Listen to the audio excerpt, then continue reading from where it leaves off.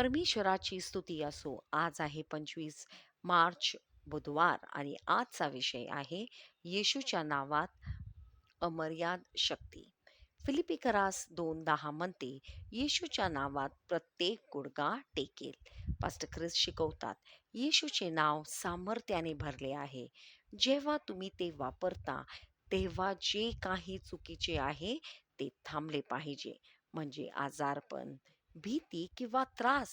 म्हणूनच येशूने म्हटले की आपण त्याच्या नावात काहीही मागू शकतो आणि ते पूर्ण होईल. योहान 14:13-14. येशूचे नाव वापरताना तुम्ही काय करू शकता त्याला मर्यादा नाही. तुम्ही तुमच्या मित्रांसाठी प्रार्थना करू शकता, परिस्थितींशी बोलू शकता आणि चमत्कार घडताना पाहू शकता. ते ते नाव तुम्हाला सर्व गोष्टींवर अधिकार देते. धैर्याने त्याचे वापर करा. चला प्रार्थना घेऊ. माझ्या मागे म्हणा, येशूच्या नावात माझ्याकडे अमर्यादा शक्ती आहे.